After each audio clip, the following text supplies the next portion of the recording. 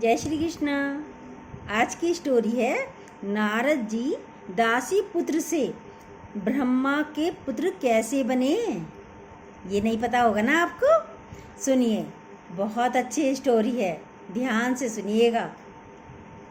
यही तो हुआ नारद जी के साथ। कथा में क्या हुआ आगे सुनिए। नारद और व्यास संवाद आता है। सूत जी कहते हैं, द्वापर के अंत में भगवान के कला अवतार श्री कृष्ण के समय वेद व्यास जी का प्राकट्य हुआ।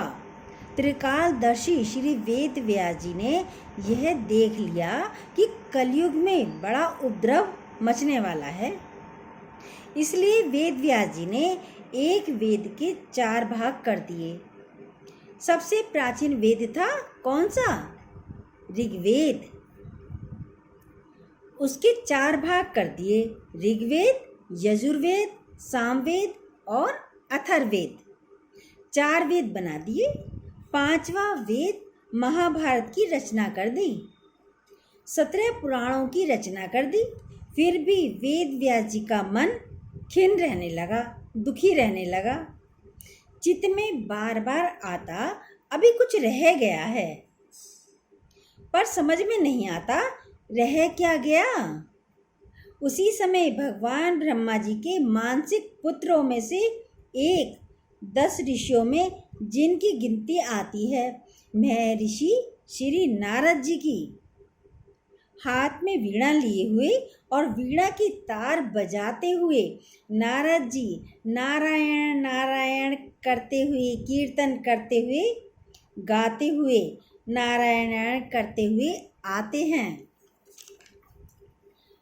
संतों का काम है जगाना। सोए हुए को जगाने का काम संतों का है। वैसे तो मानवों का भी है। एक संत जी कहते हैं, क्या कहते हैं सुनिए। सोवत संत जगाइए, ले हरि का नाम, और सोवत सेजे ने जगाइए, शेर, सांप और काम। क्या मतलब है इसका? सुनिए, 3 को नहीं जगाना चाहिए। सोते समय किस किस को नहीं जगाना चाहिए? शेर को, सांप को और काम को। काम वासना को, मतलब किसी को काम वासना अधिक सताती है वो तो चलचित्र देखना यानी मोबाइल देखना बंद कर दो। वासना की बातें अपने आप चित्त से हटने लगेंगी। और अगर कोई संत सो रहा हो तो जगाओ। हरि का नाम लेकर संत को जगाओ, क्योंकि संत आपको उपदेश देंगे, वचन देंगे, अच्छी शिक्षा देंगे। इसलिए यदि संत सो रहे हो तो आप उन्हें जगाइए। सांप सो रहा हो, सोने दो, वरना उठेगा तो तुम्हें काट लेगा। सांप को नहीं जगाना चाहिए, नहीं छेड़ना चाहिए। और शेर उठेगा तो खा जाएगा। शेर भी यदि सो रहा हो तो उसे भी जगाना नहीं चाहिए। संतों के पास कुछ नहीं होता, उनको तो हरि प्रेरणा देते रहते हैं। वह उपाय बताते रहते हैं, भगवान अंदर से ही। साधु चलता फिरता भगवान का ही रूप है, क्योंकि भगवान को याद करोगे, भगवान को आने में बहुत देर लगेगी, पर संतों को आने में या संतों के पास जाने में आपको देर नहीं लगेगी। समस्या आई, आप भगवान को याद करोगे तो देर लग जाएगी भगवान को आने में। और किसी गुरु के पास, महापुरुषों के पास जाकर बैठो तो तुरंत आपकी समस्या का निवारण हो जाएगा। क्योंकि अब घर घर में रावण बैठा है। पहले तो एक रावण था, अब घर घर में रावण बैठा है। इतने राम कहाँ से लाऊं? अब घर घर रावण बैठा, इतने राम कहाँ से लाएं? बोले एक उपाय है। क्या? गुरु ने बोला, दशहरे का दिन आता है, लोग कहते हैं अंदर के रावण को मारो।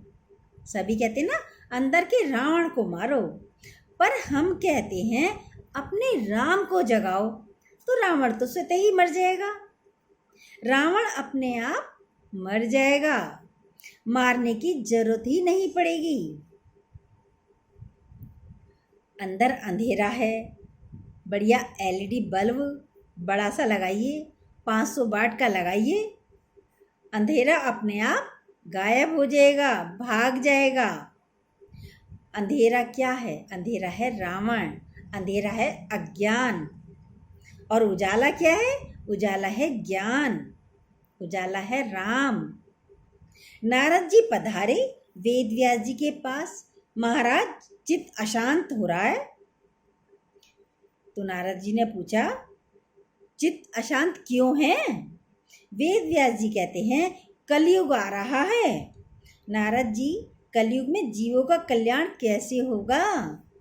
बुद्धि भी मंद होगी, ये अपना कल्याण कैसे कर पाएंगे? ये भागवत में कहा गया है। नारद जी बोले, अभी तक तो आपने बड़ा विस्तार पूर्वक वर्णन किया है। आपने ऐसी लेखनी लिखी, 17 पुराण लिख डाले, चारों वेदों का निरूपण कर डाला, पंचम वेद महाभारत की रचना भी कर दी। आपकी लेखनी तो बड़ी चमत्कार है। आपको क्या चिंता है? फिर भी बड़ी दिक्कत है। इन जीवों का कल्याण कैसे होगा? वेद व्यास जी कह रहे हैं। तो नारद जी कहते हैं, अरे व्यास जी, आप गोविंद की बाल लीला का वर्णन लिखो, बचपन की, जिससे वात्सल्य उमड़े, प्यार उमड़े, जिससे प्रेम बढ़े भगवान के प्रति। व्यास जी कहते हैं, महाराज, हमें तो आता ही नहीं है। नारद जी कहते हैं, न जाने कौन से गुण पर दयानिधि रीझ जाते हैं। क्या पता भगवान तुम्हारी ताली बजाने पर रीझ जाएं, क्या पता भगवान तुम्हारे नाचने पर ही रीझ जाएं। मीरा की किस बात पे रीझे थे भगवान? नृत्य पे, गायन पर भगवान रीझ गए थे मीरा के। अरे शेष महेश गणेश दिनेश सुरेश चाहे निरंतर ध्यावें। बड़े बड़े महात्मा हजार हजार सालों तक साधना करते, तब भी हमारे श्याम सुंदर की एक झलक दिखाई नहीं पड़ती। और कभी वृंदावन में जाना तो वृंदावन में क्या देखते हैं? ताही अहीर की छोरियां छचियावर छाछ पे नाच नचावे। बड़े बड़े इंद्र लगे हैं लाइन में, दर्शन मिल जाए बिहारी जी का, ठाकुर जी का। भगवान अपनी झलक नहीं दिखाते। वृंदावन में कालो कन्हैया, बांसुरी वाला, ब्रज का नंदलाला, ब्रज रखवारो, त्रिभुवन पति सरकार, नंद नंदन, यशोदा नंदन, कृष्ण चंद्र, मोहन चित चोर, माखन चोर, मुरली वाला, कान्हा द्वारकाधीश, भगवान श्री हरि। ताही अहीर की छोरियां छचियावर छाछ में नाच नचावें। उन्हें जरा से ही मक्खन पे छाछ पर नाच नचाती हैं। गोविंद को वृंदावन के जितने ब्रजवासी हैं, सब कन्हैया से लाड़ लड़ाते हैं। क्यों रे कन्हैया, कहाँ जा रहा है, कहाँ डोले है? पर धन्य है हमारे नंद नंदन, जो ब्रजवासियों के भोलेपन पर पागल हो गए। न जाने कौन से गुर पर दयानिधि रीझ जाते हैं। हो सकता है आपकी माला पर रीझ जाएं, तुम्हारे भजन गाने पर ही रीझ जाएं। कई व्यक्ति हमसे पूछते हैं, अब तो भागवत सुन ली, अब तो हम तर जाएंगे, अब क्या जरूरत है सुनने की? भाई भागवत एक बार सुन ली, अब क्या जरूरत है बार बार हमें भागवत सुनने की? आप तो संत जी क्या कहते हैं, आपने आज की रोटी खाई तो दूसरे दिन खाने की क्या जरूरत है? नहीं जरूरत है ना भाई, कल खाया है ना खाना, आज मत खाइए। और यदि जरूरत खाने की है तो क्या भागवत की नहीं है? रोज है, सारे दिन है। जब रोज रोटी खाते हो तो बार बार उसी प्रकार कथा भी तो सुनो। जिस प्रकार बार बार भोजन की आवश्यकता है, उसी प्रकार बार बार कथा की भी आवश्यकता है। कभू तो दीन दयाल के भनक पड़ेगी कान।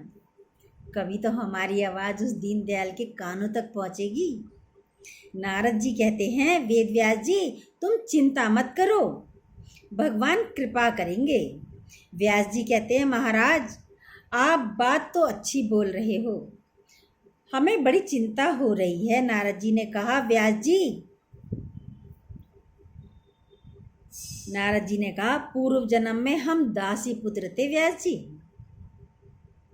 भगवान ने कृपा की कि आज ब्रह्मा के पुत्र नारद बन गए हम।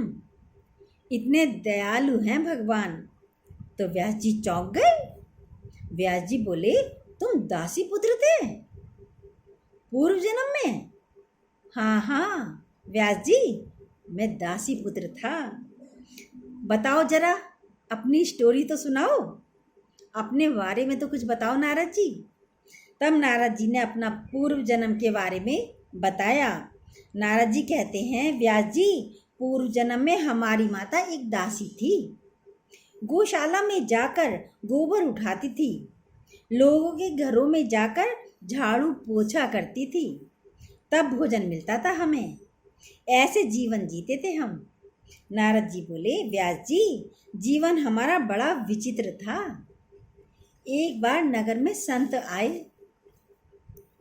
संत किसी वस्त्र का नाम नहीं होता कि भगवा वस्त्र पहन लिए और आप संत महात्मा बन गए। नहीं, संत कोई तिलक लगाने वाला भी कोई संत नहीं कहलाता, मोटी मोटी माला पहनने वाला भी संत नहीं होता। संत कौन कहलाता है? संत हृदय नवनीत समाना। संत कौन है? जिसके नजदीक जाने पर सभी समस्याओं का अंत हो जाए, वही है संत। बाकी जहाँ संत है तो वहाँ तो बसंत ही बसंत है। नारद जी कहते हैं कि गांव में संत आए, सबने उनका स्वागत किया तो हमने भी किया। गांव के लोगों ने हमारा और हमारी माता जी को ड्यूटी पर लगा दिया संतों की सेवा में। नारद जी बोले, हमारी आयु थी उस वक्त 4 या 5 साल। पहले महात्मा चातुर्य मास निकालते थे गाँव में, यानी चातुर्य मास 4 महीने जो बरसात के होते थे, वहीं उसी गांव में रहते थे। 4 महीने महात्मा कहीं आते जाते नहीं थे। नारद जी बोले, महाराज हम उनकी सेवा करने लगे। महात्मा रोज भगवान की सेवा करते तो हम भी देखते, अपने छोटे छोटे हाथों से फूल तोड़ लाएं और महात्मा जी के चरणों में रख दिया करते थे। वो भगवान को चढ़ाते थे।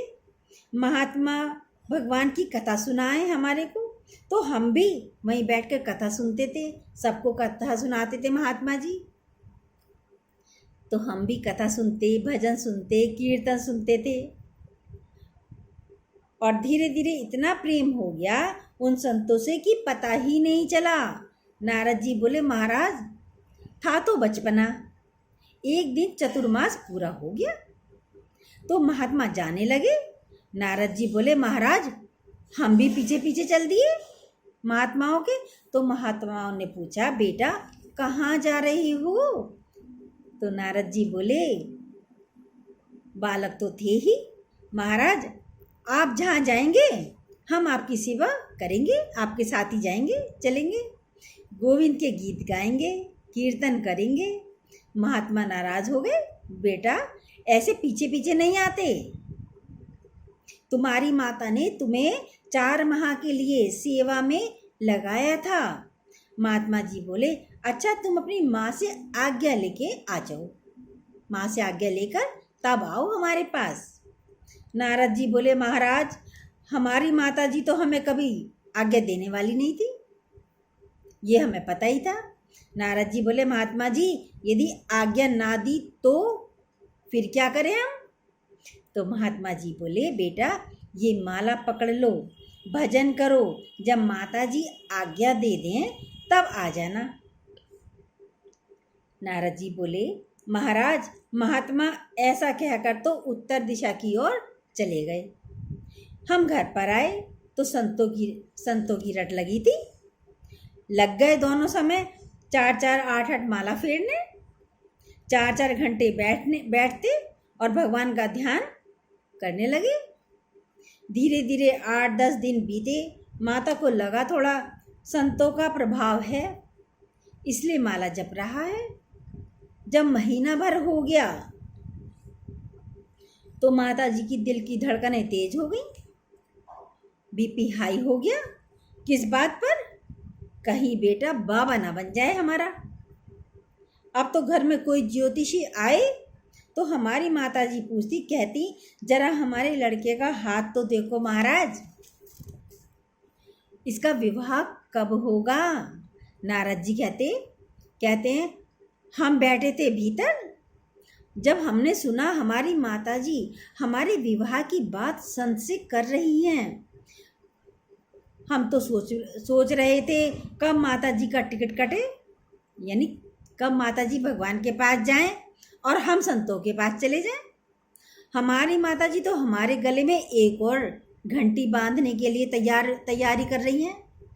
अच्छा, जिसका विवाह हो गया, पहले साल उसकी धर्मपत्नी उसको कैसी लगती है? चंद्रमुखी। और महाराज चंदा क्या करेगा? वो कहता है, अरे चंदा जैसा मुख है, इतनी गोरी नारी है, संस्कारवान है। पहले साल तो लड़का यही कहता है ना, शादी के बाद हम पानी मांगे वो चाय लेके आ जाती है तुरंत। तो पहले साल तो लगती है चंद्रमुखी।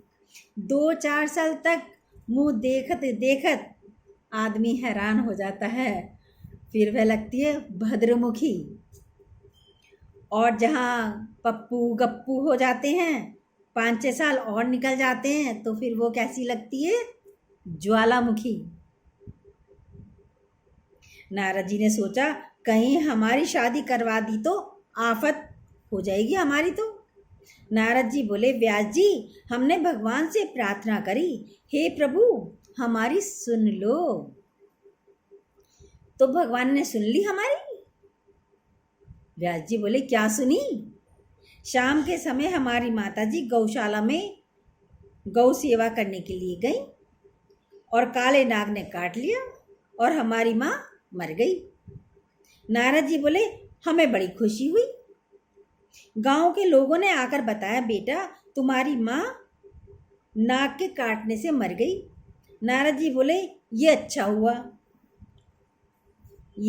भगवान। और जितनी धन संपत्ति थी सब माता जी के संस्कार में लगा दी। नारद जी बोले, व्यास जी, हम भी गए उत्तर दिशा की ओर, जिस तरह महात्मा जी गए थे। महात्मा तो मिले नहीं, वो तो बहुत साल पहले चले गए थे और कोई वहाँ हमें मिला ही नहीं। तो एक जगह हम थक गए और थक कर बैठ गए। एक जगह स्नान किया, जलपान किया, वहीं एक वृक्ष के नीचे आकर के हम बैठ गए और ध्यान करने लगे।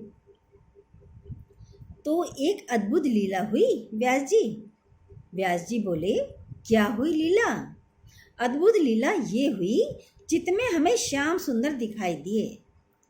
हमारे अंदर चित्त में हमें श्याम सुंदर दिखाई दिए, पर जो मूर्ति हमारे चित्त में चिपकी हुई थी वह गायब हो गई।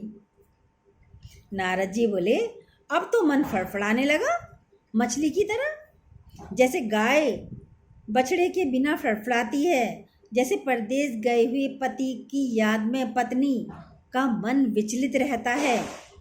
जिस प्रकार जल से अलग होने पर मछली फड़फड़ाती है, उसी प्रकार हमारा भी गोविंद के दर्शन करके गायब होने पर ऐसा ही हमारा मन फड़फड़ाने लगा। नारद जी रोने लगे। तब आकाशवाणी हुई, अरे नारद जी, आप अभी परिपक्व नहीं हो। तब नारद जी बोले, व्यास जी, हमने आकाशवाणी की तरफ देखकर कहा, यदि हम परिपक्व नहीं थे तो दर्शन क्यों दिए?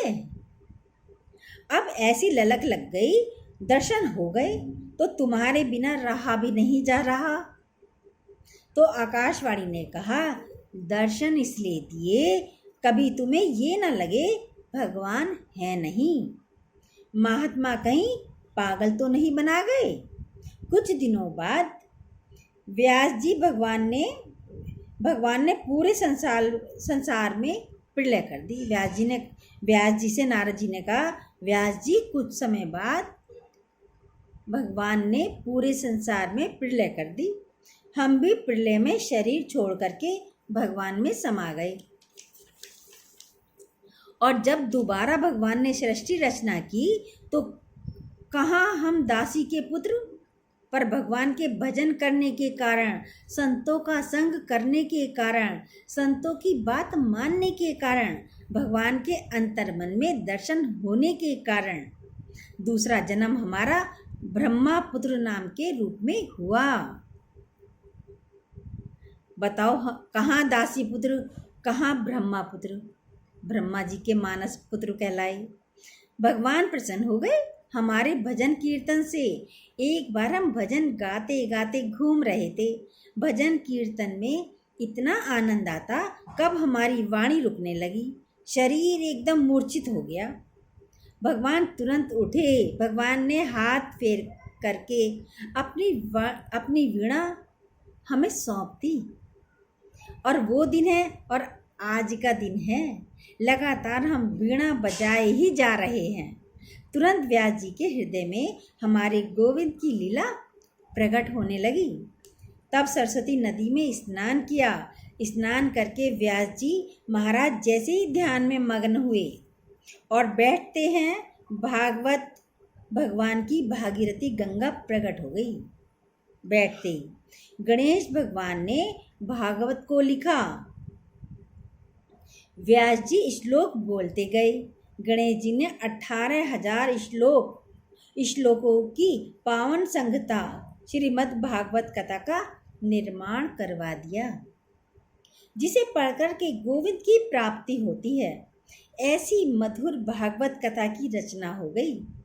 अब मन में विचार आया कि भागवत तो लिख गई, अब इसका प्रचार कौन करेगा।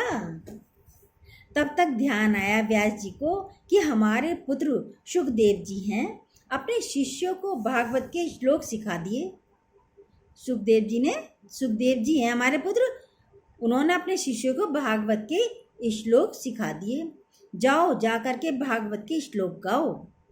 तो एक शिष्य सुखदेव जी जहाँ पर निराकार ब्रह्मा की साधना कर रहे थे, सुखदेव जी साधना तो करते हैं पर निराकार ब्रह्मा की करते हैं। कौन सा ब्रह्म? जो निराकार है। तो गोस्वामी जी ने निराकार ब्रह्मा के बारे में लिखा, लेकिन व्यास जी ने अपने शिष्यों को भागवत कथा सिखाई और जाकर के मधुर मधुर श्लोक गुनगुनाओ कहा और श्रीमद् भागवत के श्लोकों को गुनगुनाओ। क्या कहा भागवत में? ये भगवान के रूप का वर्णन कर रहा है श्लोक। तो श्लोक को हम हिंदी में बताते हैं। कोई मोर पंख धारण किए हुए, वृंदावन की कलकल का नोच करती हुई पावन हवा, कदम के वृक्ष के नीचे कोई पेड़ के ऊपर, कमर लचकाए हुए, तिरछा मुख किए हुए, चितवन सरोज सुंदर रूप है। किसका? बिहारी जी का। ये बिहारी जी के लिए लिखा है। गगन की भांति लावण्य स्वरूप है। पीतांबर धारण किए हुए, घुंघराले बाल हैं, जिनके लाल लाल होठ हैं, बड़े बड़े जिनके कपोल हैं, जिनकी काली काली कजरारी आंखें हैं। सफ़ेद दंतावली के बीच बीच में मुस्कुराहट आनंद छटा छा रही है। भुजाएं ऐसी भरी हुई दिखाई पड़ रही है मानो कोई राक्षसों का विनाश करने के लिए कोई अपने हाथ को बांध करके खड़ा हो, जिसे देख करके यमुना जी का जल भी थम करके पत्थर बन जाता है। ये वृंदावन बिहारी लाल वृंदावन में खड़े हुए हैं। कोई इतना सुंदर, ब्रह्मा तक देवता भी उनकी मनोहरता को देख कर के चार मुख वाले ब्रह्मा जी, जिनकी आंखें बिहारी जी से हटती ही नहीं, पंचानन महेश, जिनके 10 नेत्र बिहारी जी को देखकर जिनकी पलकें झपकती ही नहीं, बंद नहीं होती, ऐसे मनोहर रूप को देखा। वो कोई और नहीं, हमारे ठाकुर जी हैं। अगर स्वभाव सुंदर नहीं तो सुंदरता किस काम की। तब तक व्यास जी ने दूसरे सत्र में भगवान के स्वभाव का श्लोक गाया। अब पूतना का वर्णन आता है, थोड़ा थोड़ा सा ही बताएंगे।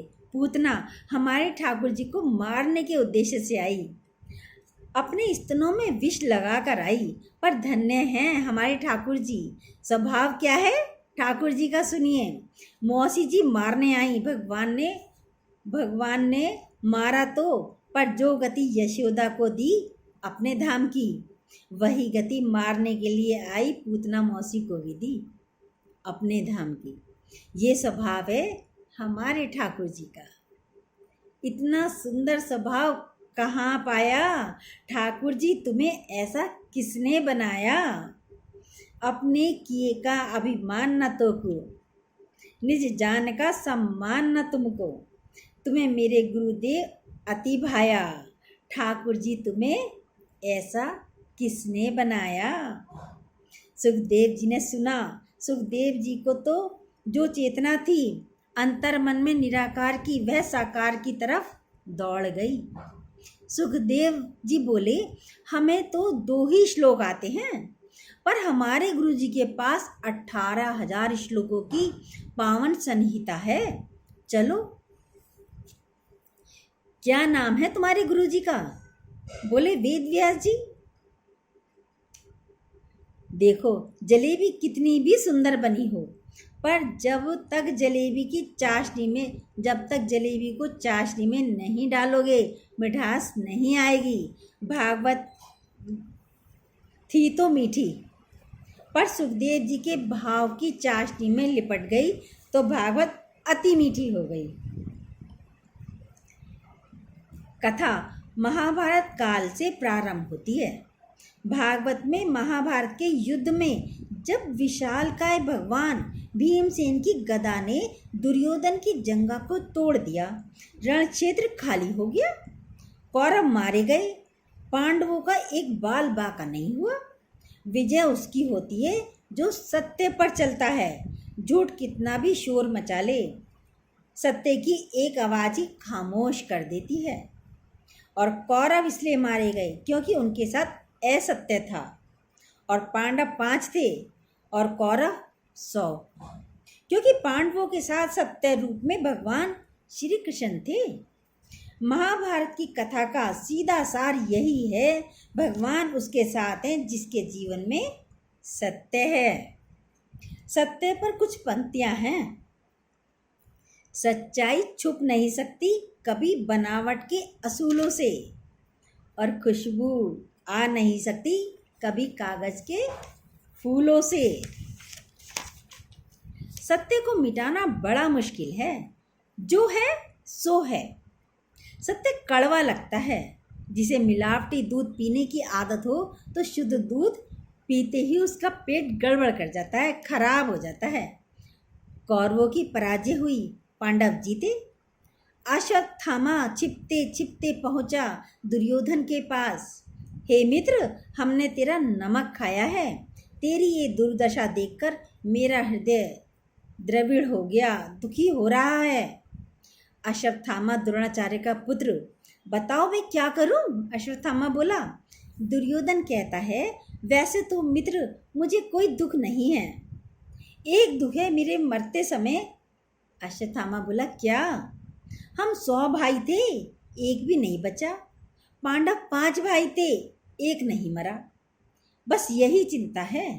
आज भगवान विजय प्राप्त करके पांडवों को ले गए युद्ध स्थल के बाहर, कहीं दूर। पांडव सोने जा रहे थे। भगवान बोले, नहीं नहीं, चलो हमारे साथ। वो तो लीलाधारी हैं, सब कुछ जानते हैं क्या होना है। आज विजय प्राप्त की है तो रात्रि में धूमधाम मचाते हैं। केशव बोले, जहाँ पांडव सोने थे वहां पर पांडवों के 5 पुत्र जो देखने में पांडवों जैसे थे वह सो गए। इधर अश्वत्थामा कहता है, दुर्योधन अगर ऐसी बात है, तू कहता है 1 सर, मैं कहता हूं मैंने तेरा नमक खाया है, मैं 5 सर लेकर आऊंगा। दुर्योधन को लगा ये फेंक रहा है, खाक लाएगा।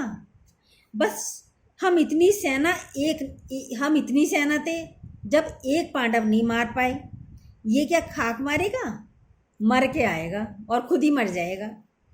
पर देखते हैं कितना दम है इसमें। अश्वत्थामा चला। अश्वत्थामा ने विचार किया कि पांडवों से सामने से जितना भी मुश्किल हो, पांडवों से तो हम युद्ध सामने से तो कर नहीं सकते, छिपके करेंगे। तो जैसे जा रहा था तो उसने देखा एक कौवे जो हैं दिन में उल्लुओं को मार रहे हैं। लेकिन जो रात को देखा फिर तो उल्लू को रात को दिखाई देता है, तो उन्हें सारे कौवों की टोलियों को मार डाला। अब अश्वत्थामा ने ये सब देखा तो उसको अच्छा लगा कि यही विधि मुझे अपनानी चाहिए। रात को सोते हुए समय सब पांडवों को मार दूंगा। अश्वत्थामा ने यही विधि का उपयोग किया, उल्लू वाली विधि कही। जैसे उल्लुओं ने सारे कौवों को मार डाला, ऐसे ही अश्वत्थामा ने किया। जहाँ पर 5 पांडव लेटा करते थे वहाँ पर गए। वहाँ पर सब सो रहे थे, पर वहाँ पर पांडव थे नहीं, पांडवों के 5 पुत्र थे। पांडव तो विजय की ये रात्रि मनाने गए थे, खुशियाँ मनाने के लिए शिविर से बाहर थे। पांडव पुत्र जो पांडवों की तरह दिखते थे वे लेटे थे। अश्वत्थामा ने सबकी गर्दन को काट कर के हाथ में ले लिया और भागा भागा गया दुर्योधन के पास। ए मित्र, देख, तू कह रहा था 1 सर, मैं 5 सर लेकर आ गया पांडवों के। दुर्योधन खुश हुआ, जो हम पूरी महाभारत में नहीं कर पाए इसने पल भर में कर दिया। नजदीक आओ दोस्त, मित्र नजदीक आओ अश्वत्थामा। जैसे ही नजदीक आया, दुर्योधन ने जैसे ही चेहरे को देखा, दुर्योधन बोला, हे अश्वत्थामा, अरे तूने ये क्या किया? ये पांडव नहीं हैं, पांडव पुत्र हैं, और इनको मार के तूने मेरे वंश में पानी देने वाला भी कोई नहीं छोड़ा रे। क्या बिगाड़ा था इन्होंने, मेरे बच्चों ने तेरा क्या बिगाड़ा था? ये मेरे बच्चे हैं, बर्बाद कर दिया तूने। और दुर्योधन गिर करके रो पड़ा और उसके प्राण पखेरु उड़ गए। अश्वत्थामा को पता लगा कि पांडव जीवित हैं, अब तो हमारा बचना भी मुश्किल है। अश्वत्थामा भागा। इधर सुबह हुई। द्रौपदी की रोने की आवाज सुन करके पांडव दौड़े दौड़े आए। पूछा, क्यों रो रही हो? द्रौपदी बोली, किसी ने हमारे 5 पुत्रों को मार दिया और इनके सिर को भी कोई काट कर ले गया। द्रौपदी की रोती हुई आंखों को देखकर अर्जुन ने अपने हाथ में धनुष उठाया। बोला, द्रौपदी रो मत, मैं क्षत्रिय हूँ, मैं प्रण लेता हूँ, जब तक हम अपने पुत्र को मारने वाले का वध नहीं कर देंगे तब तक अंजल ग्रहण नहीं करेंगे।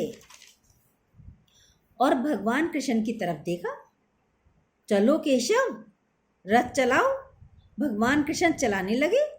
अर्जुन रथ पर आरूढ़ हुए और चल पड़े। आगे आगे अश्वत्थामा, पीछे पीछे अर्जुन। भगवान कृष्ण तो सब ध्यान से देख ही लिया था उन्होंने। भगवान कृष्ण तो सब जानते ही थे कि किसने मारा है।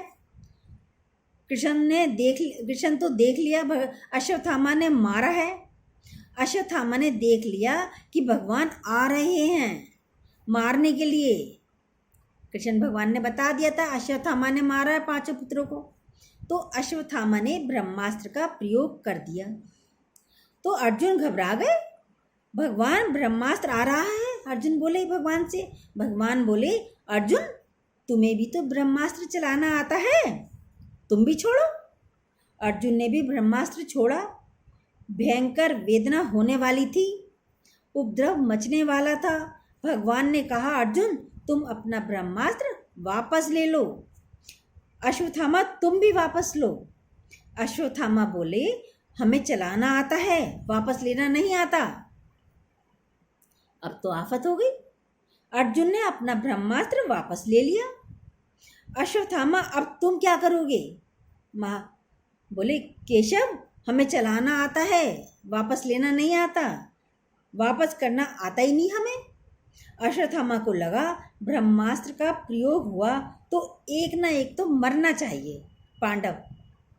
अश्वत्थामा ने उस ब्रह्मास्त्र को अभिमन्यु की पत्नी उत्तरा की कोख पर चला दिया, मतलब उधर मोड़ दिया। भगवान ने अश्वत्थामा को कह करके पकड़वाया और रथ में बांधकर घसीटते हुए द्रौपदी के सामने ले गए। भगवान ने तो कहा था यही मार दो। भगवान कृष्ण ने तो अर्जुन से कहा था इसे यही मार दो, पर अर्जुन बोले नहीं, द्रौपदी के सामने ही मारूंगा इसे। पर अर्जुन बोले हाँ, इसे हमें द्रौपदी के सामने ही मारना है। जाकर के सामने खड़ा किया और मारने के लिए जैसे अर्जुन ने तलवार निकाली तो द्रौपदी ने हाथ पकड़ लिया अर्जुन का। महाराज मत मारिए। अर्जुन बोले क्यों? द्रौपदी बोली, पुत्र के मरने का शोक क्या होता है, मत मारो। इसके पिता तो पहले ही महाभारत के युद्ध में मारे गए, गुरु द्रोणाचार्य। इसकी माँ पहले से ही विधवा हो गई। अगर ये भी मर जाएगा तो उस पर तो संकटों का पहाड़ गिर जाएगा माँ पर। इसकी माँ है जिसका नाम है कृति, वह रोते रोते मर जाएगी। 2 हत्याओं का पाप लगेगा, मत मारो इसे। युधिष्ठिर जी ने भी हाँ में हाँ मिला दी, मत मारो अर्जुन। बड़ा भाई पिता के समान होता है। अर्जुन यदि बात नहीं मानते तो पाप लगेगा। और अर्जुन थोड़ा पीछे हो तो हुए, पर भगवान ने इशारा करके कहा, अर्जुन तुम क्षत्रिय हो, तुमने प्रतिज्ञा ली थी, जब तक वध नहीं कर देंगे तब तक अंजल ग्रहण नहीं करेंगे। तुम्हारी प्रतिज्ञा का क्या होगा? अब तो अर्जुन फंस गए। एक तरफ भैया, एक तरफ द्रौपदी, दूसरी तरफ धर्म, प्रतिज्ञा। अर्जुन बोले, केशव आप ही कुछ उपाय बताओ ना, आप तो द्वारिकाधीश हो, कुछ बताओ। भगवान बोले, शास्त्र की पूछो तो हम बता सकते हैं। अर्जुन बोले, हाँ बताओ, शास्त्र क्या कहता है? तब कहते हैं भगवान, अर्जुन ब्राह्मण को मारना नहीं चाहिए। भगवान कहते हैं, केशव कहते हैं ब्राह्मण को मारना नहीं चाहिए, और जैसा भी हो आतताई उसे छोड़ना नहीं चाहिए। अर्जुन ने दोनों हाथ उठाए, बोला जय हो। भगवान बोले, मतलब तुम्हारा जैसा टेढ़ा आदमी कभी सीधी बातें कर ही नहीं सकता केशव। अर्जुन बोला, एक तरफ कह रहे हो ब्राह्मण को मारना नहीं चाहिए, दूसरी तरफ कह रहे हो आतताई को छोड़ना नहीं चाहिए, अब मारें कि छोड़ें? केशव बोले, हमने तो शास्त्र की बात बता दी, अब जो तुम्हें ठीक लगे वो करो। अर्जुन बोले, गीता का चेला तो मैं ही हूँ केशव, और आपने ही कहा है माननीय व्यक्ति का वध नहीं करना चाहिए, उसका अपमान ही मृत्यु के समान है, और वो जितनी बार अपमान को याद करेगा उतनी बार मरेगा। फिर क्या? मस्तक में मणि थी अश्वत्थामा के, उस मणि को निकाल लिया और धक्का दे करके बाहर कर दिया अर्जुन ने। अश्वत्थामा ने ब्रह्मास्त्र को और तेज कर दिया। अब वो ब्रह्मास्त्र अभिमन्यु की पत्नी उत्तरा के गर्भ में जाकर के प्रहार करने लगा। भगवान द्वारिकाधीश जा ही रहे थे, महाभारत समाप्त हो ही गई थी, युधिष्ठिर राजा बन गए थे। रथ पर भगवान ने एक पैर रखा ही था, एक हाथ से रथ पकड़े थे। सबको मुस्कुराकर आशीर्वाद दे रहे थे। केशव, उसी समय उत्तरा देवी रोती रोती आई। हे गोविंद बचाओ, माधव बचाओ। केशव बोले, क्या हुआ देवी? केशव, कोई मेरे बच्चे को मारना चाहता है। मैं तो मरना ही चाहती हूँ, क्योंकि विधवापन तो बोझ है। मैं सती भी होना चाहती थी, परंतु मेरी कोख में बच्चा था, इसलिए मैं सती नहीं हो पाई। केशव, मेरे बच्चे को कुछ ना हो, मैं भले ही मर जाऊं, मेरा बच्चा ठीक रहे, ऐसी कृपा करो। कितनी सुंदर बात कही उत्तरा ने। देखो यहाँ पर उत्तरा ये कहती है, केशव, यदि ये कहती केशव मुझे बचाओ, तो भगवान को गर्भ को नष्ट कर देते और उत्तरा को बचा लेते। यदि ये उत्तरा कहती मुझे बचाओ, तो गर्भ को नष्ट कर देते और उत्तरा को बचाते। पर उत्तरा ने कहा मेरा गर्भ सुरक्षित रहे। पर गर्भ तब सुरक्षित रहेगा जब माँ सुरक्षित रहेगी। माँ सुरक्षित होगी। आज तक भगवान कभी गर्भ में नहीं गए, क्योंकि भगवान जन्म लेते ही नहीं। भगवान तो अवतार लेते हैं, प्रकट होते हैं। भय प्रकट कृपाला दीन दयाला कौशल्या हितकारी हर्षित महतारी मुनि मन हारी अद्भुत रूप निहारी। यदि जन्म होता तो गोस्वामी जी क्या लिखते? भय जन्म कृपाला दीन दयाला कौशल्या हितकारी। लेकिन भगवान प्रकट होते हैं। भगवान आज पहली बार गर्भ में अपने भक्त की रक्षा करने गए। और उत्तरा देवी के गर्भ में कौन पल रहा है? कोई और नहीं, महाराज परीक्षित जी उत्तरा देवी के गर्भ में पल रहे हैं। तो भगवान ने सूक्ष्म रूप धारण करके पहले ऐसा संसार के सूक्ष्म रूप धारण करके परीक्षित जी की रक्षा करी, उत्तरा की भी रक्षा करी। पहला ऐसा संसार का भक्त है जिन्हें गर्भ में ही भगवान के दर्शन हो गए। परीक्षित जी को गर्भ में ही भगवान के दर्शन हो गए थे। और भारत की पहली ऐसी नारी उत्तरा देवी है जिसने भक्त और भगवान दोनों को एक साथ अपनी कोख में रखा। उत्तरा देवी की कोख से जो संतान हुई वह परीक्षित जी हुए। परीक्षित जी राजा बने। राजा बनकर परीक्षित जी एक दिन नगर भ्रमण करने गए। एक बैल को, एक गाय को एक काला पुरुष मार रहा था। पूछा, कौन हो तुम? उसने कहा, महाराज मेरा नाम कलयुग है। तो परीक्षित जी ने कहा, तुम हमारे राज्य में कैसे आए? कलयुग बोला, महाराज आपका तो पूरी पृथ्वी पर राज्य है। तो परीक्षित जी ने, कलयुग ने जगह मांगी अपने लिए, भाई मुझे भी थोड़ा सा स्थान दे दो। कह रहे हमारे नगर में तो नहीं मिलेगा। कह रहे नहीं, मेरा तो अब टाइम आ गया है, मुझे तो अब आना ही है, कलयुग ने कहा। तो परीक्षित जी ने कहा उन्हें 4 स्थान कलयुग को रहने के लिए दिए। पहला स्थान दिया जहाँ पर जुआ खेला जाता हो, वहाँ पर जाकर रह सकते हो। दूसरा स्थान जिस घर में मदिरा पी जाती हो, वहाँ पर जाकर रह सकते हो, कलयुग से कहा। तीसरा स्थान जहाँ पर स्त्री पर पुरुष का संग करती हो या पर पुरुष पर स्त्री का संग करता हो, वहाँ पर जाकर रह सकते हो। चौथा स्थान जहाँ पर मांस बेचा जाता हो या जिस घर में के लोग मांसाहारी हो, वहाँ पर जाकर रह सकते हो। 5वां स्थान कलयुग को निवास करने के लिए, ये सारी जगह उन्हें भाई नहीं कलयुग को। कह रहे कोई अतिथि को ऐसी जगह पे रखते हैं, तो बोला कोई अतिथि को ऊंचा दर्जा दीजिए, परीक्षित जी से कहा। तो परीक्षित जी ने कहा 5वां स्थान और है कलयुग को निवास करने के लिए। कहाँ दिया? जाओ तुम जाकर के स्वर्ण में रहो, स्वर्ण यानी गोल्ड में रहो। परीक्षित ने मुकुट महाभारत काल का पहना हुआ था।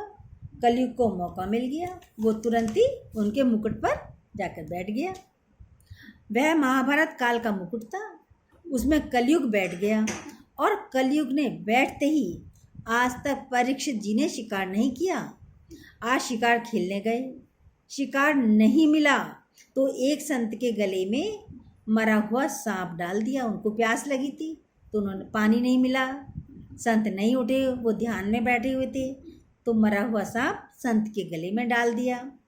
उन संत के पुत्र ने श्राप दे दिया, जाओ आज से ठीक 7वें दिन तक्षक नाग के काटने से तुम्हारी मृत्यु हो जाएगी।